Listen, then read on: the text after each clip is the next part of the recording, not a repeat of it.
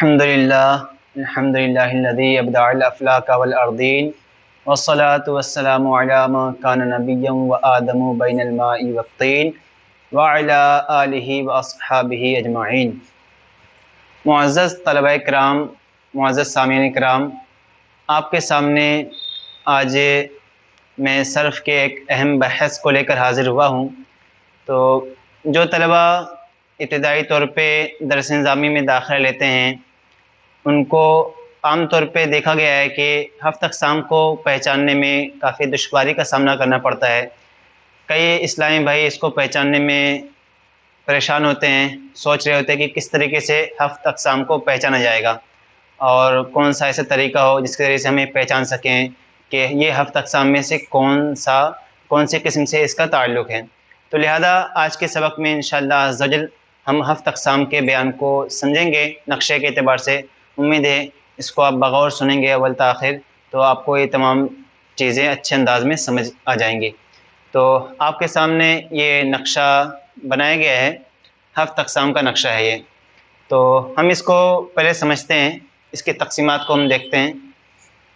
دیکھیے، سب سے پہلے آپ سمجھ لیجئے کہ ہفت اقسام کی جو تقسیم کی جاتی ہے یہ حروف صحیحہ اور حروف علت کے اعتبار سے کی جاتی ہے۔ تو کلمات کے اندر کون سے حروف صحیح ہیں یا کون سے حروف علت ہیں، اس اعتبار سے تقسیم کی جاتی ہے۔ تو کوئی بھی کلمہ ہو وہ اولاً دو حال سے خالی نہیں ہوگا۔ کوئی بھی کلمہ اولاً دو حال سے خالی نہیں ہوگا، یا تو وہ صحیح ہوگا یا پھر معطل ہوگا۔ کوئی بھی کلمہ دو حال سے خالی نہیں ہوگا، یا تو وہ صحیح ہوگا یا پھر معطل ہوگا۔ اب اگر صحیح ہے تو اس کی 3 صورتیں ہیں، اور اگر معطل ہے تو اس کی 4 صورتیں بنیں گی۔ 3 اور 4 کو ملائیں گے تو ٹوٹل 7 صورتیں آپ کے سامنے آ جائیں گی، ٹھیک ہے۔ تو آئیے ہم سب سے پہلے صحیح سے آغاز کرتے ہیں۔ اس کی جو پہلی قسم ہے اس کو ہم کہہ دیں گے سالم۔ صحیح کی جو سب سے پہلی قسم ہے یہ ہے سالم۔ سالم کی تعریف کیا ہوگی؟ سالم کی تعریف یہ ہوگی کہ وہ کلمہ جس میں نہ تو حرف علت ہو، نہ تو دو حرف ایک جس کلمے میں نہ تو حمزہ ہو، نہ حرف علت ہو، نہ دو حرف ایک جنس کے ہوں، تو وہ سالم کہلائے گا، ٹھیک ہے۔ تو یہ سالم کہلائے گا۔ سالم کی مثال آپ کے سامنے ہے۔ سالم کی مثال ہے دخل اور خرج۔ تو دیکھیے، آپ کوئی بھی مثال ہو اس کے اندر بغور دیکھیے، ہم اس کے اندر غور کریں گے تو یہ تمام چیزیں ہمارے سامنے کھل کے سامنے آ جائیں گی۔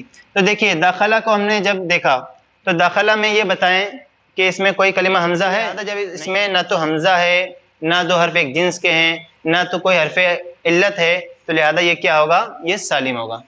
اچھا، اس کی دوسری مثال ہے خرجہ۔ تو خرجہ میں جب ہم نے دیکھا تو خرجہ کے اندر بھی نہ تو دو حرف ایک جنس کے ہیں، نہ حمزہ ہے، نہ حروف علت ہیں، تو لہذا یہ بھی سالم کے تحت آئے گا۔ تو یہ صحیح کی پہلی قسم ہو جائے گی۔ اچھا، اور صحیح کی دوسری قسم آتی ہے محموز۔ محموز کی تعریف کیا ہے؟ محموز کی تعریف یہ ہے کہ جس کلمے کے اندر کسی بھی جگہ پہ، چاہے فا کلمے میں یا عین کلمے میں یا لام کلمے میں، کسی بھی جگہ پہ حمزہ ہو، تو جس کلمے میں حمزہ ہو اس کو محموز کہہ دیں گے۔ اب محموز جو ہے اس کی بھی 3 صورتیں بن جائیں گی۔ ایک ہے محموز الفا، دوسری محموز العین، تیسری محموز اللام۔ محموز الفا کیا ہے؟ محموز الفا یہ ہے کہ جس کے فا کلمے میں حمزہ ہو۔ محموز العین وہ ہے جس کے عین کلمے میں حمزہ ہو، اور محموز اللام وہ ہے جس کے لام کلمے میں حمزہ ہو۔ اس کی مثالوں کو بغور دیکھیے۔ پہلی مثال ہے اکلا۔ اکلا جو ہے اس میں فا کلمے میں حمزہ ہے، تو لہذا یہ محموز الفا کہلائے گی۔ دوسری مثال ہے امرا۔ امرا میں بھی فا کلمے میں حمزہ ہے، لہذا یہ بھی محموز الفا ہی اس کو کہا جائے گا۔ اچھا، آگے چلتے ہیں۔ آگے مثال ہے سالہ۔ تو سالہ میں دیکھیے، سالہ، سالہ یہ فا کلمہ ہوا، اس کے بعد جو عین کلمہ ہے حمزہ ہے اس میں، تو لہذا اس کو محموز العین کہیں گے۔ اسی طریقے سے اس کی مثال ہے راسن۔ تو راسن میں بھی عین کلمے میں حمزہ ہے، تو لہذا اس کو محموز العین کہہ دیں گے۔ تیسری صورت ہے اس کی محموز اللام۔ محموز اللام وہ ہے جس کے لام کلمے میں حمزہ ہو۔ تو قرأ، بدا، ان دونوں مثالوں میں لام کلمے میں حمزہ ہے، تو لہذا ان کو محموز اللام کہا جائے گا۔ یہ 2 قسمیں ابھی آپ کے سامنے بیان ہوئی۔ تیسری قسم کی جانب چلتے ہیں۔ تیسری قسم ہے مضاعف۔ مضاعف کسے کہتے ہیں؟ مضاعف اسے کہتے ہیں کہ جس کلمے کے اندر دو حرف ایک جنس کے ہوں، جس کلمے میں دو حرف ایک جنس کے ہوں اور وہ زائد نہ ہوں، وہ بلکہ حروف اصلیہ ہی ہوں، ٹھیک ہے، وہ زائد نہ ہوں بلکہ حروف اصلیہ ہوں، تو جس کلمے کے حروف اصلیہ میں سے دو حرف ایک جنس کے ہوں اس کو مضاف کہیں گے۔ تو اب مضاف جو ہے اس کی بھی دو صورتیں ہیں، دو قسمیں ہیں اس کی۔ نمبر ایک مضاف ثلاثی اور نمبر دو مضاف رباعی۔ مضاف ثلاثی کی مثال ہو جائے گی مدہ، مرہ، مضاف رباعی کی زلزلہ، دمدمہ۔ تو دیکھیے مضاف ثلاثی میں مدہ، اصل میں یہاں پر دو دال ہے، تو دو دال کو جب ادغام کیا گیا تو اس کو مدہ پڑھا گیا۔ مرہ یہاں پہ دو راہ ہے، ٹھیک ہے، ادغام کر کے اس کو مرہ پڑھا گیا، تو یہاں پر دو حرف ایک جنس کے ہیں تو لہذا ان کو مضاف کہا جائے گا، اور ان کے چونکہ حروف اصلیہ ہیں ہی تین، ان کے حروف اصلیہ تین ہیں تو لہذا ان کو مضاف ثلاثی کہہ دیا جائے گا۔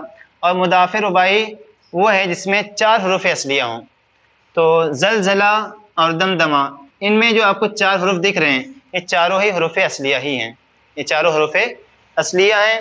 اور اس میں دیکھیے زا ڈبل زا ہے نا، تو لہذا یہ کیا ہوگا، جس کلمے میں دو حرف ایک جنس کے ہیں تو اس کو مضاف کہتے ہیں، تو لہذا یہ مضاف ہو جائیں گے۔ اس میں لام بھی ڈبل ہے، اس طریقے سے اس مثال میں دال ڈبل ہے اور میم ڈبل ہے، تو لہذا اس کو مضاف کہیں گے۔ اور اس کو مضاف رباعی کیوں کہیں گے؟ اس لیے کہیں گے کیونکہ اس کے چاروں حروف اصلیہ ہیں، ٹھیک ہے، تو لہذا اس لیے اس کو مضاف رباعی کہا جائے گا۔ یہ تین قسمیں آپ کے سامنے بیان ہوئی، یہ تین قسمیں ہیں، یہ صحیح کے تحت شمار کی جاتی ہیں۔ ہم اب معطل کے قسم کی جانب بڑھتے ہیں۔ معطل کی چار صورتیں بنیں گی، مثال، اجوف، ناقص، لفیف۔ مثال کیا ہے؟ آئیے پہلے ان کی تعریف دیکھ لیتے ہیں۔ مثال اسے کہتے ہیں کہ جس کے فا کلمے میں حرف علت ہو، اجوف اسے کہتے ہیں جس کے عین کلمے میں حرف علت ہو، ناقص اسے کہتے ہیں جس کے لام کلمے میں حرف علت ہو، ٹھیک ہے، اور لفیف اسے کہتے ہیں جس کے حروف اصلیہ میں سے کوئی بھی دو حرف میں دو حروف علت ہوں اس کو لفیف کہا جاتا ہے۔ اب ہم مثال کی مثال دیکھیں گے۔ مثال کی بھی دو صورتیں بن جائیں گی۔ اس طریقے سے جو چاروں قسمیں آپ کے سامنے ہیں ان کی چاروں کی دو قسمیں بن جائیں گی۔ مثال کی دو قسمیں بنیں گی، مثال واوی، مثال یائی۔ اجوف کی دو قسمیں بنیں گی، اجوف واوی، اجوف یائی۔ ناقص کی دو قسمیں بنیں گی، ناقص واوی، ناقص یائی۔ اس طریقے سے لفیف، اس کی بھی دو صورتیں بنیں گی، ایک ہے لفیف مفروق اور ایک ہے لفیف مقرون۔ اب ہم ان کی تفصیل کو دیکھتے ہیں۔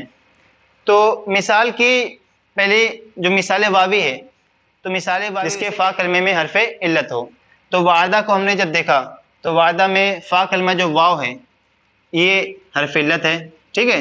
اس طریقے سے دوسری مثال ہے ورثہ، ورثہ میں جو فا کلمہ ہے یہ بھی حرف علت ہے، اچھا، تو جب لہذا اس کو مثال واوی کہا جائے گا۔ دوسری صورت ہے اس کی مثال یائی، تو مثال یائی وہ ہے جس کے فا کلمے میں حرف علت یا ہو، تو یتیمہ، یتیم کو ہم نے دیکھا تو اس کے جو ہے فا کلمے میں یا ہے۔ اس طریقے سے یبسا کو ہم نے جب دیکھا تو اس کے بھی فا کلمے میں یا ہے، تو لہذا اس کو مثال یائی کہا جائے گا، ٹھیک ہے۔ اچھا، پھر معطل کی دوسری صورت بنتی ہے اجوف۔ معطل کی دوسری صورت ہے اجوف، تو اجوف کی بھی دو صورتیں ہیں، اجوف واوی، اجوف یائی۔ اجوف واوی وہ ہے جس کے عین کلمے میں حرف علت واو ہو، اجوف یائی وہ ہے جس کے عین کلمے میں حرف علت یا ہو۔ اجوف واوی کی مثال جیسے قالا، ساما۔ قالا اصل میں قوالا تھا، اس میں تعلیل کی گئی تو پھر اس کو قالا بنا دیا گیا۔ اس طریقے سے ساما یہ اصل میں سوامہ ہے، پھر اس میں قاعدہ لگا کہ واو یا متحرک معقل مفتوح کو الف سے بدل دیا جاتا ہے، تو لہذا اس لیے اس کو الف سے بدل کے ساما پڑھا جاتا ہے، تو ان کے حروف اصلیہ جو ہیں وہ واو کے ساتھ ہیں، تو لہذا یہ اجوف واوی کہلائیں گے۔ اس طریقے سے اجوف یائی کی مثال بن جائے گی غابہ، باع۔ تو غابہ کو جب ہم نے دیکھا تو غابہ اس کا حرف اصلی عین کلمہ جو ہے وہ یا کے ساتھ ہے، باع کو جب ہم نے دیکھا تو اس کے بھی جو حرف اصلی ہے عین کلمہ یا کے ساتھ ہے، تو لہذا اس کو اجوف یائی کہیں گے۔ تو اجوف واوی وہ ہے جس کے عین کلمے میں حرف علت واو ہو، اجوف یائی وہ ہے جس کے عین کلمے میں حرف علت یا ہو، تو یہ اجوف کی دو صورتیں ہو گئیں۔ آگے چلتے ہیں، آگے معطل کی تیسری صورت ہے ناقص۔ ناقص کی بھی دو صورتیں ہیں، ایک ہے ناقص واوی اور ایک ہے ناقص یائی۔ ناقص واوی کیا ہے؟ ناقص واوی وہ ہے جس کے لام کلمے میں حرف علت واو ہو، اور ناقص یائی وہ ہے جس کے لام کلمے میں حرف علت یا ہو۔ تو اب مثال کو بغور دیکھیں۔ مثال ناقص واوی کی آفا، اس طریقے سے اس کی مثال ہے نحون۔ تو آفا اس کے لام کلمے میں واو ہے، اس کو الف سے بدل دیا گیا ہے، تو حرف اصلی کا اعتبار کیا جاتا ہے۔ حرف ہفت اقسام جو ہے اس میں حرف اصلی کا اعتبار کیا جاتا ہے۔ حرف اصلی میں اگر کسی کے حروف اصلیہ میں واو ہے یا ہے تو لہذا اسی اعتبار سے اس پر حکم لگایا جائے گا۔ یہ جو بھی اس کی ساتوں صورتیں آپ پڑھ رہے ہیں تو اس ساتوں صورتوں میں حرف اصلی کا اعتبار کیا جائے گا۔ تو آفا کا جو حرف اصلی ہے تو لام کلمہ اس کے حرف اصلی جو ہے لام کلمہ یہ واو کے ساتھ ہے، تو لہذا اس کو ناقص واو بھی کہیں گے۔ اس طریقے سے نحون کو جو ہم نے دیکھا تو نحون کا جو لام کلمہ ہے واو حرف علت ہے، تو لہذا جب اس کے لام کلمے میں حرف علت واو ہے تو لہذا اس کو ناقص واو بھی کہیں گے۔ آگے چلتے ہیں، ناقص کی دوسری صورت ہے ناقص یائی۔ تو ناقص یائی وہ ہے جس کے لام کلمہ میں حرف علت یا ہو۔ تو جب ہم نے دیکھا تو ناقص یائی کی اس کی مثال بن جائے گی مدہ، رضیہ۔ تو ان دونوں مثال میں دیکھیے، ان دونوں مثالوں میں لام کلمہ میں جو یا ہے، لام کلمہ یا کے ساتھ ہے، لہذا اس کو ناقص یائی کہا جائے گا، کیونکہ جس کے لام کلمے میں حرف علت ہو اس کو ناقص کہتے ہیں، اور جس کے لام کلمے میں حرف علت یا ہو تو اس کو ناقص یائی کہتے ہیں۔ آگے دیکھتے ہیں، معطل کی چوتھی صورت اور ہفت اقسام کی ساتویں صورت لفیف ہے۔ لفیف کسے کہتے ہیں؟ تو لفیف کے تعلق سے بیان کیا گیا ہے کہ لفیف وہ ہے جس کلمے کے حروف اصلیہ میں سے دو حرف حروف علت ہوں، دو حروف حروف علت ہوں تو اس کو لفیف کہیں گے۔ اور لفیف کی دو صورتیں ہیں، لفیف مفروق اور لفیف مقرون۔ مفروق یہ فرق سے بنا ہے، اور مفروق کا معنی ہوتا ہے جدا ہونا، مطلب جدا کیا ہوا۔ تو لفیف مفروق کا مطلب یہ ہوگا کہ دو حروف علت اس طور پہ ہوں کہ وہ جدا ہوں، اس میں بیچ میں کوئی حرف صحیح آ جائے۔ تو اس کی مثال بن جائے گی جیسے وفا، وقا۔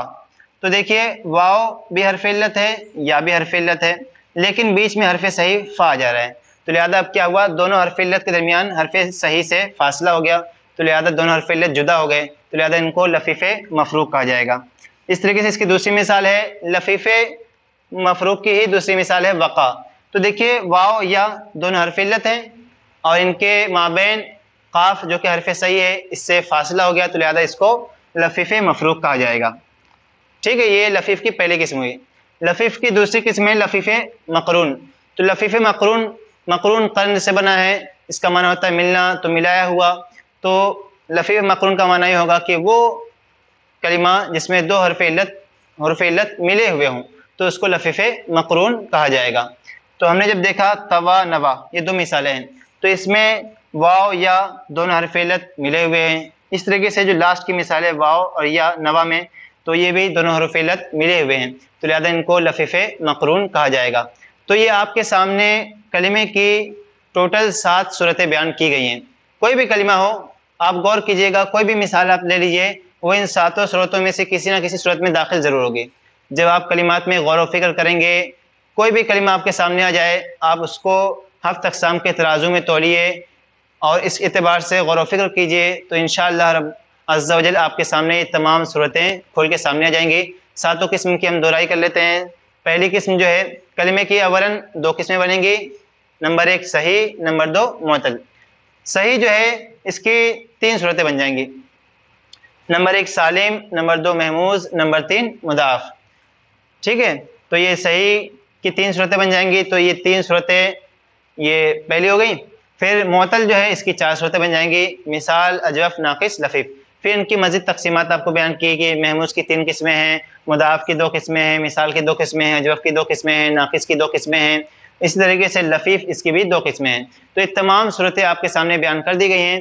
اب جن اسلامی بھائیوں کو ہفت اقسام کے پہچاننے میں دشواری آتی ہے، تو آپ کوئی بھی کلمہ ہو اس کے اندر غور و فکر کریں کہ ان میں سے کون سا حرف پایا جا رہا ہے، آیا اس میں حرف صحیح ہے یا حرف علت ہے یا حمزہ ہے یا 2 حرف ایک جنس کے ہیں۔ لہذا جب اس اعتبار سے آپ غور و فکر کریں گے اور مثالوں پر مشق کریں گے تو انشاءاللہ آپ کو اس میں کافی حد تک آسانی آئے گی اور ہفت اقسام کو پہچاننے کے آپ قابل ہو جائیں گے۔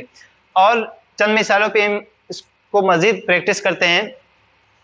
اس کا انداز یہ ہوگا پریکٹس کرنے کا کہ کوئی بھی کلمہ آپ کے سامنے آئے اس کو آپ اس طریقے سے پہچانیں۔ مثال کے طور پہ ہم نے دیکھا داخلہ ایک مثال ہے، تو دخلہ کو جب ہم دیکھیں گے تو ہم اس طریقے سے کہیں گے کہ دخلہ میں کوئی بھی حرف علت نہیں ہے، تو لہذا یہ چاروں قسم معطل تو ہو نہیں سکتا، ٹھیک ہے، نہ تو مثال ہو سکتا ہے، نہ تو اجوف، نہ تو نفی، نہ تو ناقص، نہ تو لفیف، یہ چاروں قسموں میں سے کوئی کسی قسم میں داخل نہیں ہو سکتا۔